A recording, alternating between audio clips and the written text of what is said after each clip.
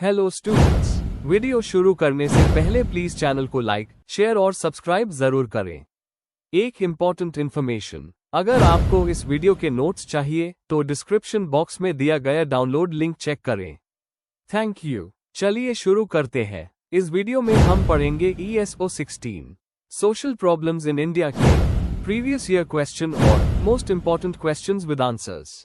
ये क्वेश्चंस आपके एग्जाम के लिए बहुत इम्पॉर्टेंट है।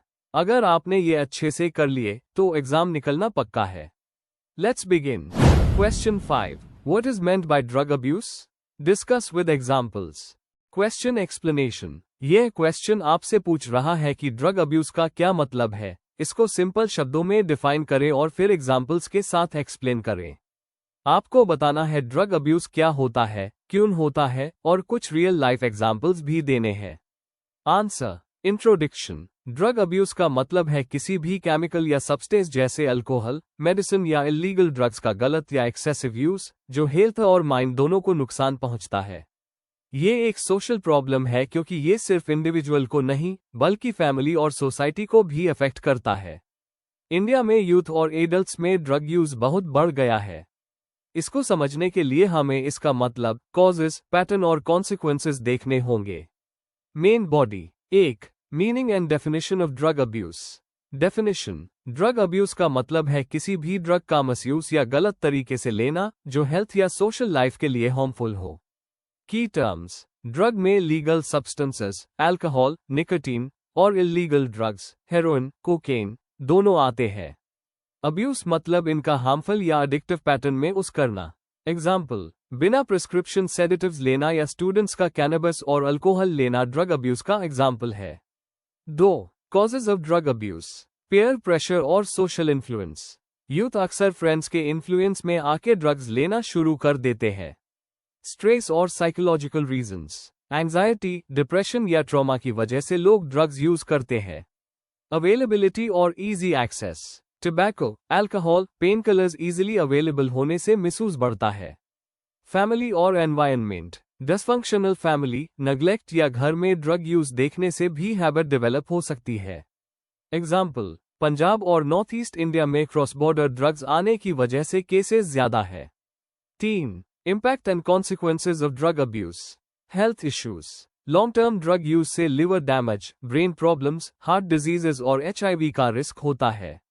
सोशल प्रॉब्लम्स, प्रोडक्टिविटी गिरती है, पैसे खत्म होते हैं और क्रिमिनल एक्टिविटीज बढ़ सकती है। फैमिली और कम्युनिटी इफेक्ट्स, रिलेशंस बिगड़ते हैं, डोमेस्टिक वायलेंस और नेग्लेक्ट ज्यादा होते हैं। केस स्टडी, NCRB के रिपोर्ट्स कहता है कि यूथ में ड्रग रिलेटेड क्राइम्स और डेथ्स बढ़ रहे हैं। 4. Examples and types of drug abuse in India. Alcohol abuse, alcohol का एक्सेसिव यूज एक्सीडेंट्स और हेल्थ प्रॉब्लम्स लाता है। कैनबिस और ओपियम, रूरल और कल्चरल सेटिंग्स में कैनबिस यूज कॉमन है, ओपियम का मिसयूज भी कुछ स्टेट्स में होता है। सिंथेटिक और prescription drugs, pain killers, sedatives, कॉफ सिरप्स का मिसयूज स्टूडेंट्स और यंग अडल्ट्स में देखा गया है। एग्जाम्पल, NCB ने पंजाब, गोवा और मेट्रो सिटीज में ड्रग सीजर्स रिकॉर्ड किए हैं जो प्रॉब्लम के स्केल को दिखाता है। कंक्लूजन, ड्रग अब्यूज एक बड़ी सोशल और हेल्थ प्रॉब्लम है जो इंडिविजुअल्स, फैमिलीज और सोसाइटी को डीपली अफेक्ट करती है। कॉजेज अलग अलग होते हैं जैसे पीर प्रेशर, स्ट्रेस और अवेलेबिलिटी। इंडिया के एग्जाम्पल्स दिखाते हैं कि ये हर लेवल पे प्रॉब्लम है।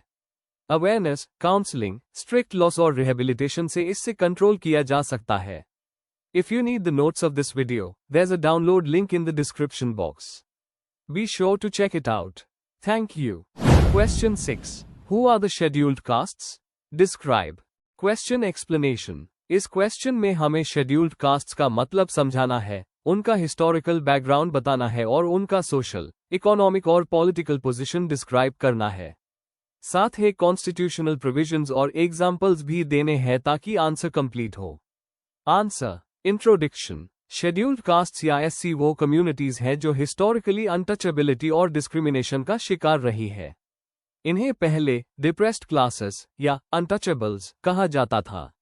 इंडिपेंडेंस के बाद कॉन्स्टिट्यूशन ने इन्हें शेड्यूल्ड कास्ट्स के नाम से रिकॉग्नाइज किया और आर्टिकल 341 के अंडर उनकी लिस्ट बनाए। इस आंसर में हम एससी को डिफाइन करेंगे, उनका बैकग्राउंड समझेंगे और अपलिफ्टमेंट के लिए जो प्रोविजंस दिए गए हैं उनको कवर करेंगे।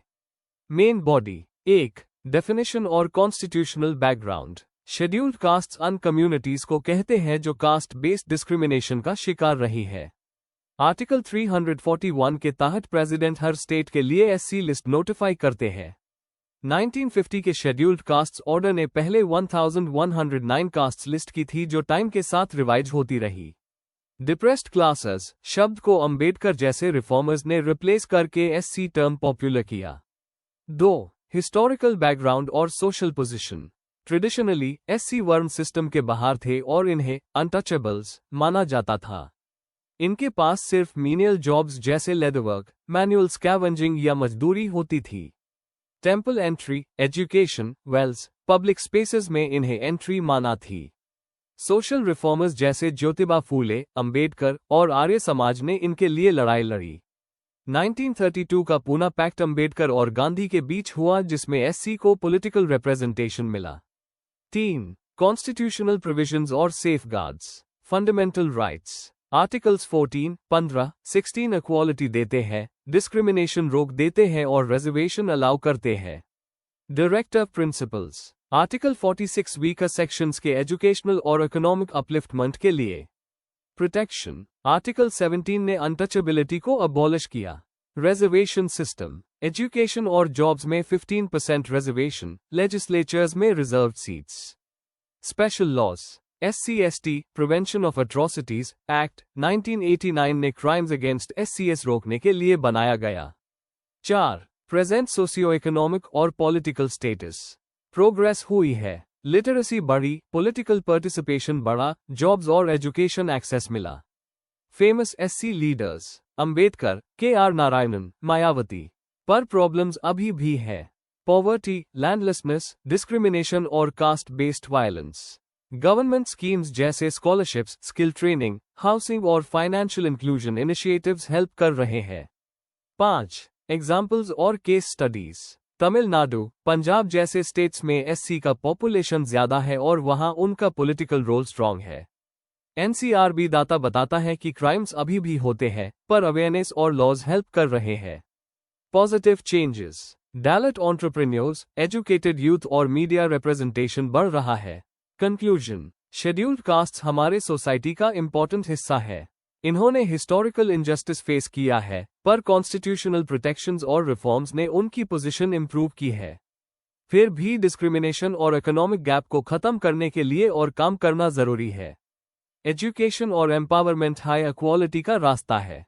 If you need the notes of this video, there's a download link in the description box. Be sure to check it out. Thank you. Question 7. In what ways do the social institutions discriminate women in India? Question explanation. यह question पूछ रहा है कि India में कैसे family, education, religion, politics और economy जैसे social institutions women के साथ डिस्क्रिमिनेशन करते हैं। हमें जेंडर इनइक्वालिटी के फॉर्म्स, एग्जाम्पल्स और उसके इफेक्ट्स को समझाते हुए आंसर लिखना है।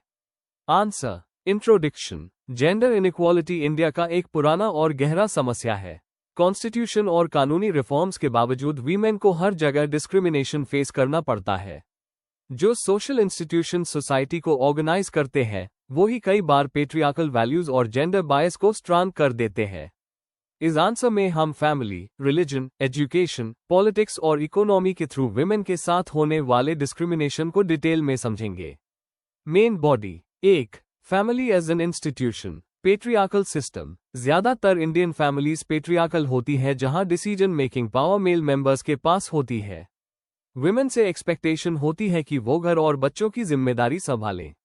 सन प्रेफरेंस। डाउरी, इनहेरिटेंस में डिस्क्रिमिनेशन और लड़के की प्रेफरेंस फैमिली बायस को दिखाता है। फीमेल फीटिसाइड और गर्ल चाइल्ड नेग्लेक्ट भी इसी बियास का पार्ट है। वायलेंस और control. Domestic violence, marital rape और मूवमेंट पर रिस्ट्रिक्शंस फैमिली के कंट्रोल के फॉर्म्स हैं। 2. Education system. एक्सेस और ड्रॉप आउट्स। लड़कियों की लिटरेसी रेट इंप्रूव हुई है पर अभी भी बॉयज से कम है।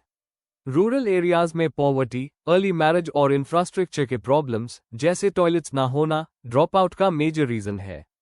Gendered curriculum. टेक्स्ट बुक्स और टीचिंग प्रैक्टिसेस कभी कभी ट्रेडिशनल जेंडर रोल्स को प्रमोट करते हैं। सेफ्टी इश्यूज, ट्रैवल या स्कूल्स में हरेसमेंट का डर भी एजुकेशन का बैरियर बनता है। 3. Religion and culture, religious restrictions, बहुत से रिलीजियस प्रैक्टिसेस विमेन को सेकेंडरी पोजीशन पर रखती है, जैसे टेंपल एंट्री रिस्ट्रिक्शंस, मेंस्ट्रुएशन के टैबूज और रिचुअल्स में लिमिटेड रोल्स। कल्चरल नॉर्म्स, पर्दा, ऑनर कोड्स और मोरल पुलिसिंग वीमेन की फ्रीडम को लिमिट करते हैं। ट्रेडिशंस, वीमेन को देवी या मां के रूप में रिस्पेक्ट मिलता है पर असली पावर नहीं मिलती, जो एक पैराडॉक्स है। 4. Economic and political institutions, workplace bias, women को अनइक्वल पे मिलता है, प्रमोशंस कम मिलते हैं और उनका कंसंट्रेशन मोस्टली इनफॉर्मल सेक्टर में होता है। फाइनेंशियल डिपेंडेंस, प्रॉपर्टी और इनहेरिटेंस राइट्स में रिस्ट्रिक्शंस होने के वजह से विमेन इकोनॉमिक इंडिपेंडेंस लूज करती है। पॉलिटिक्स में कमी, रिजर्वेशन होने के बावजूद पॉलिटिक्स में वीमेन की रिप्रेजेंटेशन कम है। जेंडर बायस और सोशल बैरियर्स एक्टिव पार्टिसिपेशन को रोक देते हैं। Examples and case studies, NFHS 5 report के अकॉर्डिंग सिर्फ 43% women house hold decision making में इंडिपेंडेंट होती है। Sabarimala temple entry case religious discrimination का एक एग्जाम्पल है। स्टडीज दिखाती हैं कि वीमेन को सेम काम के लिए मेन से लगभग 20% कम पे मिलता है। कंक्लूजन, सोशल इंस्टीट्यूशंस जो सोसाइटी को चलने के लिए बनाए गए थे, कई बार वही जेंडर इनइक्वालिटी को प्रमोट करते हैं। फैमिली, एजुकेशन, रिलीजन और इकोनॉमी वीमेन के लिए बैरियर्स क्रिएट करते हैं। रिफॉर्म्स और अवेयरनेस के बावजूद कल्चरल सोच और स्ट्रक्चरल इनइक्वालिटी बड़ी चैलेंज है। ट्रू जेंडर इक्वालिटी के लिए लॉस के साथ साथ माइंडसेट और इंस्टीट्यूशनल चेंजेस भी जरूरी है। If you need the notes of this video, there's a download link in the description box. Be sure to check it out. Thank you. Question 8. Describe the status of forests in Indian society.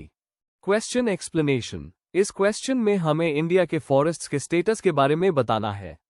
हमें उनकी cultural, ecological और economic importance discuss करनी है, उनके सामाजिक role को समझाना है और साथ ही डिफॉरेस्टेशन पॉलिसीज और कंजर्वेशन एफर्ट्स भी कवर करने हैं।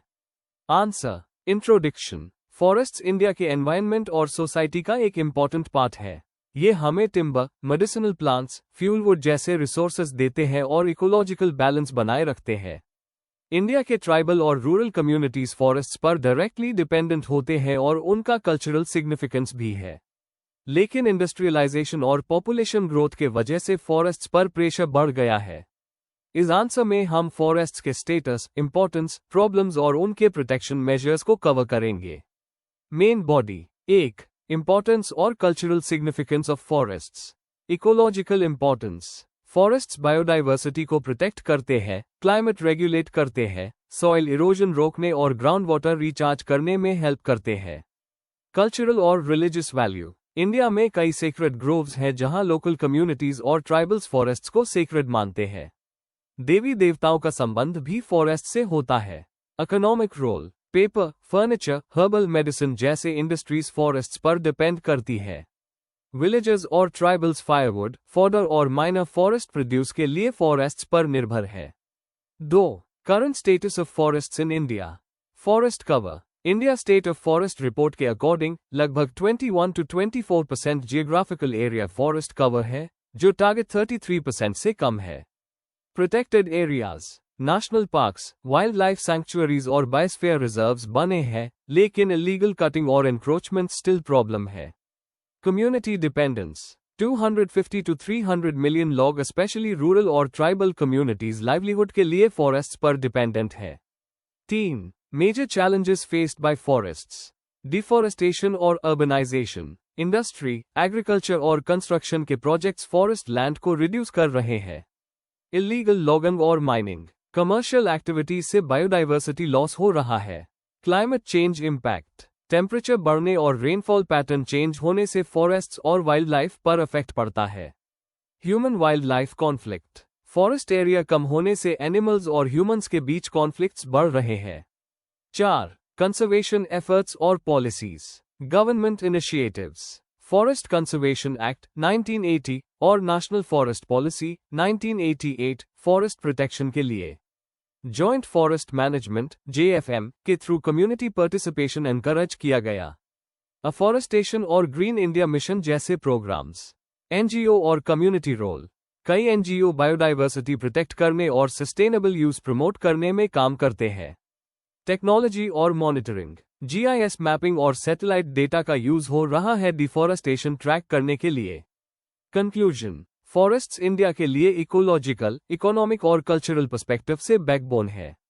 लेकिन डिफॉरेस्टेशन और क्लाइमेट चेंज जैसे इश्यूज उनको थ्रेटन कर रहे हैं। पॉलिसीज और कम्युनिटी पार्टिसिपेशन से सिचुएशन बेटर हो रही है, लेकिन और एफर्ट्स की जरूरत है। सस्टेनेबल फॉरेस्ट मैनेजमेंट ही फ्यूचर के लिए सॉल्यूशन है। Before we end, please like, share and subscribe the channel for more such study materials and one important information। अगर आपको नोट्स चाहिए तो डिस्क्रिप्शन बॉक्स में डाउनलोड लिंक दिया हुआ है, जरूर चेक करें। Thank you.